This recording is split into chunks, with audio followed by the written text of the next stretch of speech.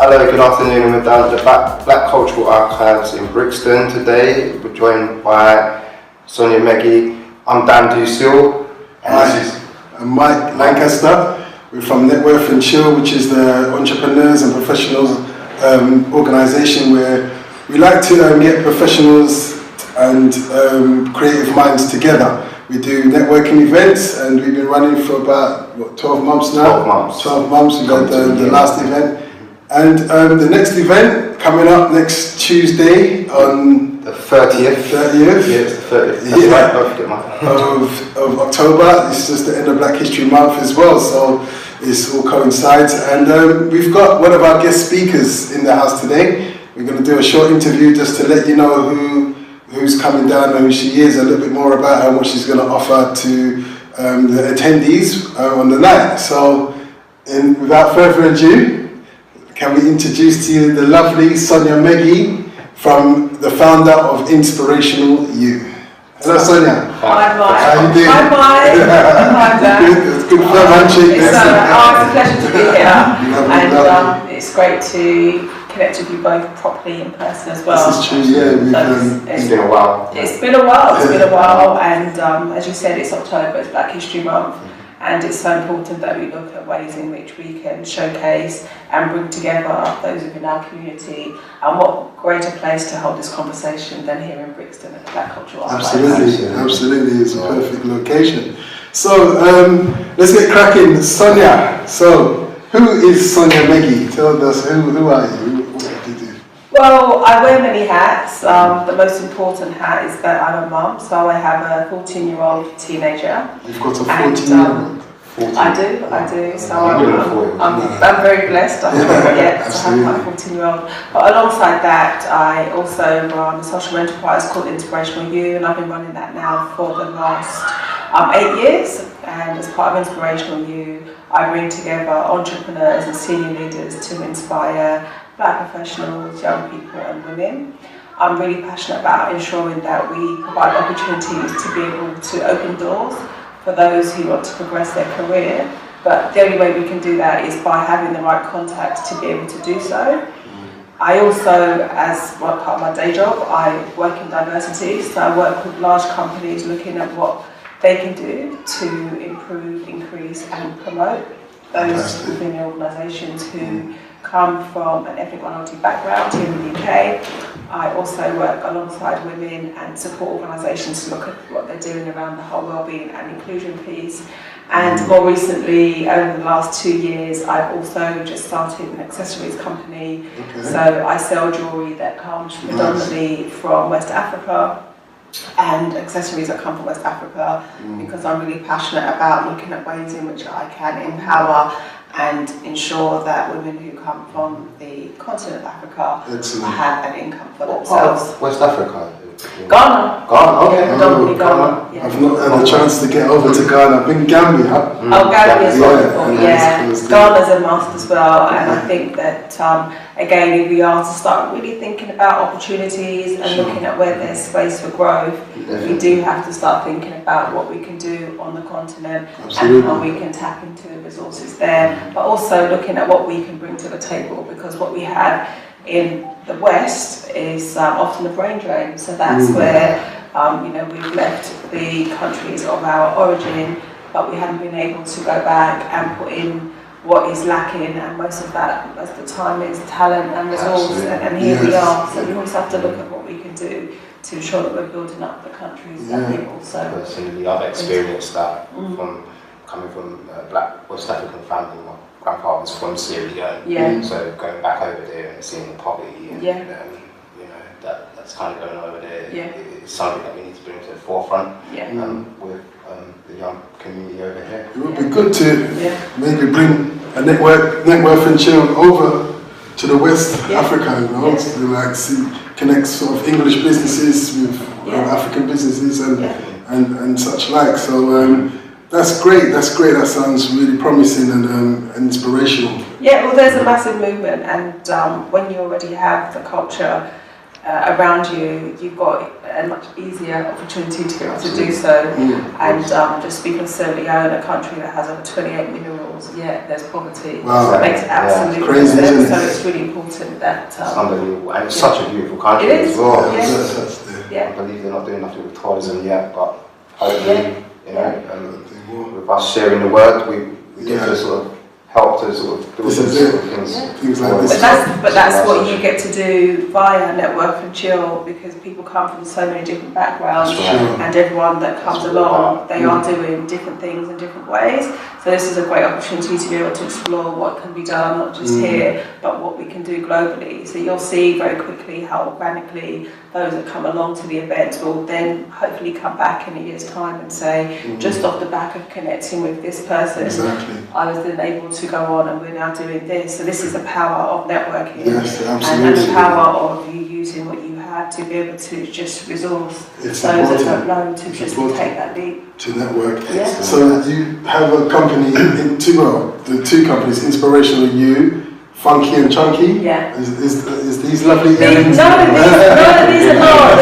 But this is my point. This is my weakness. So and that's how the business came about. Because a few years ago, I looked in my box, and I say literally a box, and I realised that I had quite a lot of jewellery, and it wasn't good, because when the box couldn't close, I realised that my weakness, my weakness was then encroaching on my space within my room, and my storage was being filled with jewellery. And whenever I would go out, people would always ask me, "Oh, that's beautiful, where did you get that from? Or can you get me one?" Or when I travel, I always try and bring something back. And then I thought, well, actually, there's something so powerful about the way that you feel because of what you are wearing. And people respond so differently because of what you are wearing as well. And one of the things that happens to women, particularly in the winter and in colder countries and colder climates, is that we often morph into darker colours. So we morph into wearing the blacks and the greys and the greens. I've noticed that. And so, I'm not a fan of it. No, and I love colour, and colour makes you feel different, and people respond differently to you. So you've automatically picked up on the earrings, and it becomes a conversation piece. And it's just that it just makes us all respond differently. So I love the fact that via jewellery and accessories, the interaction that people have is significantly different. But also there's a movement and a meaning behind the jewellery that I have. So they're knowing that I'm impacting those who are making them for me, but also that when those who are then wearing it are interacting with others, people are responding to them so much more differently than they would if they were just morphed in just a dark colour, because you just wouldn't recognise or see them. So it's a way to allow them to feel empowered, but also it just allows for a different way to engage.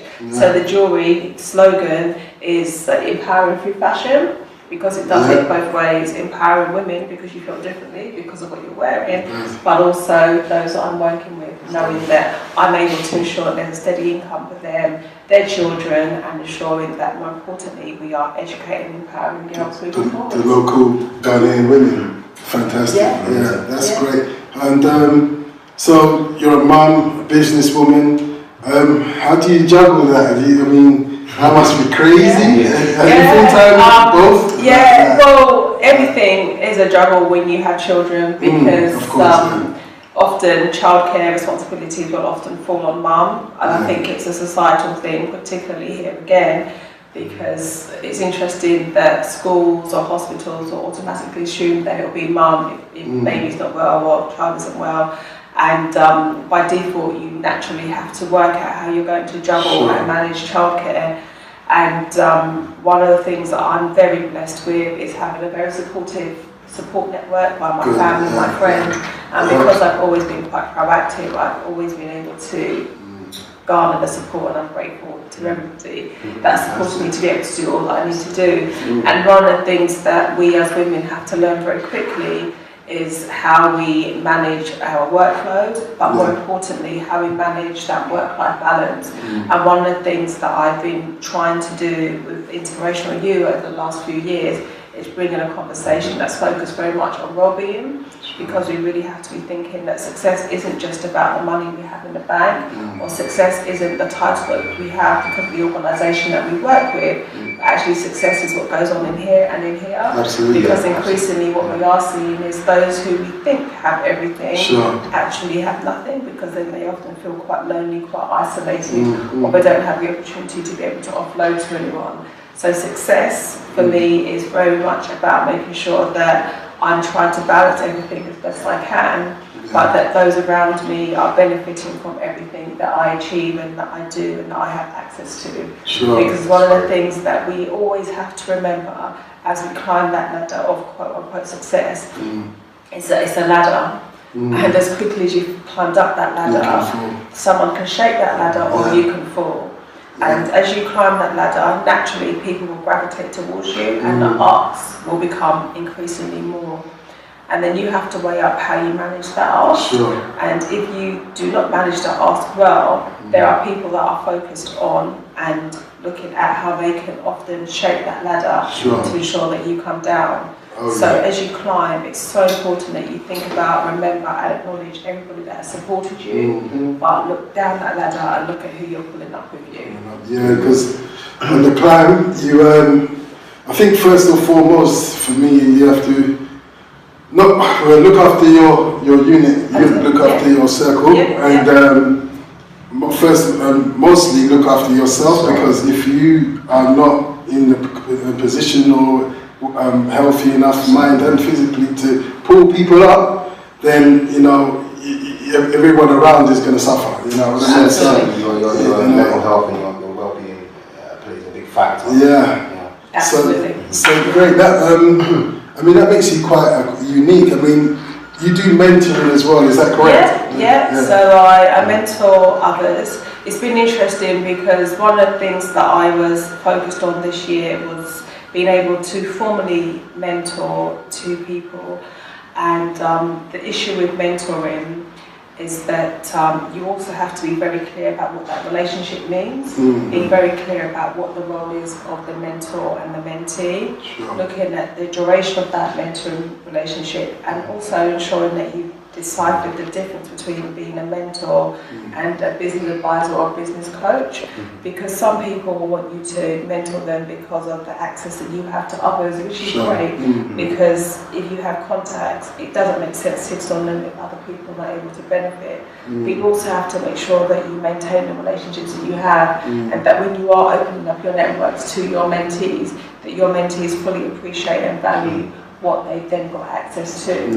So mentoring others for me is very much about ensuring that that legacy continues. So my life and all that I do, and when I'm gone, I hope that no matter what happens, it will carry on and that there is legacy.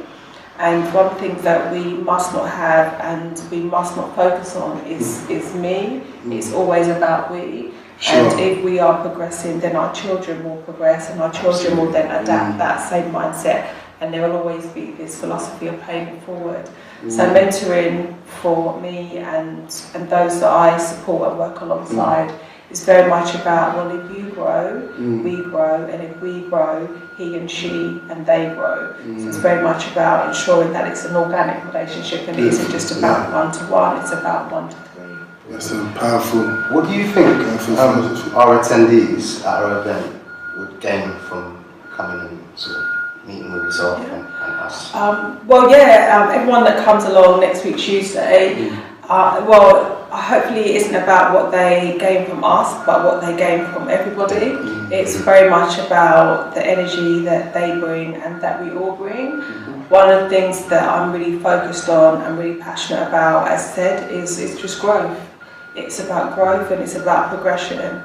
And if we look at most businesses and if we look at most small business owners, we often do not actually see the struggle. And most of the businesses that I know, it's run by one or two people. These are the kind of SMEs. Solopreneurs. And exactly. And what they don't get enough of is access and the opportunity to be able to communicate with others, because they are just on their grind on their own. And you are accountant, you are a marketing person, you are you are fundraiser, you are everything, you are the face.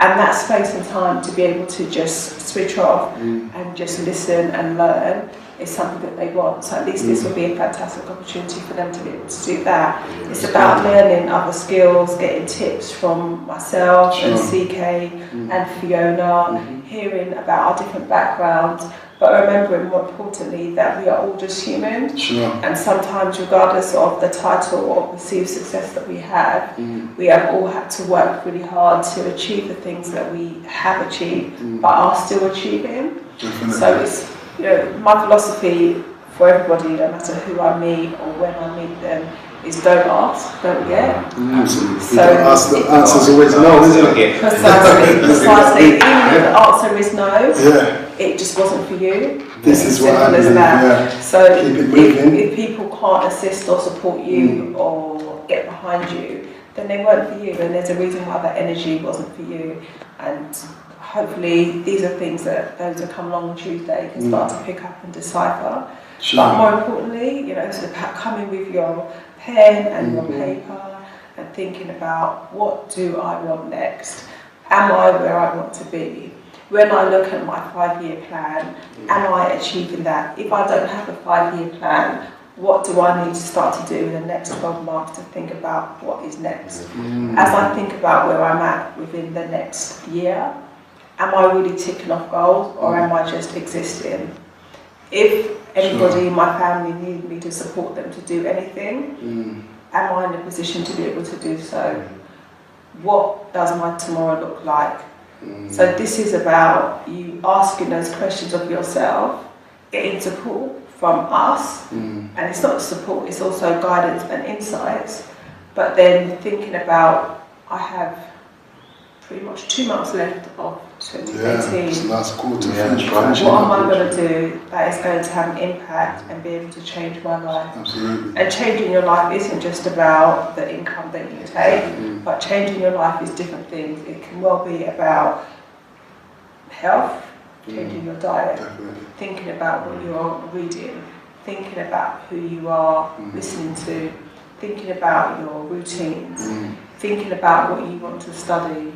What are you going to do to improve yourself? So next week is very much about you coming along and thinking about next steps, self-improvement, self-growth, thinking about how you can upskill yourself, thinking about the things that you want to change and what you're going to do to make that happen. That's fantastic, yeah. Because the last one we did have in September last month, it was great. We had a room full of positive minds, and everyone was like, you know, getting network. I made a few connections myself. As you must. And even the events that we've been going over the last month, you know, oddly enough, we bumped into you and invited you along. So exactly, and that was off another event, I think. We were invited to, and then we ended up in it does really work. Your, as they say, your network is your net worth. You know, so it's not who you know who knows you and who you talk to elevate you and bring you up. So we're gonna ask.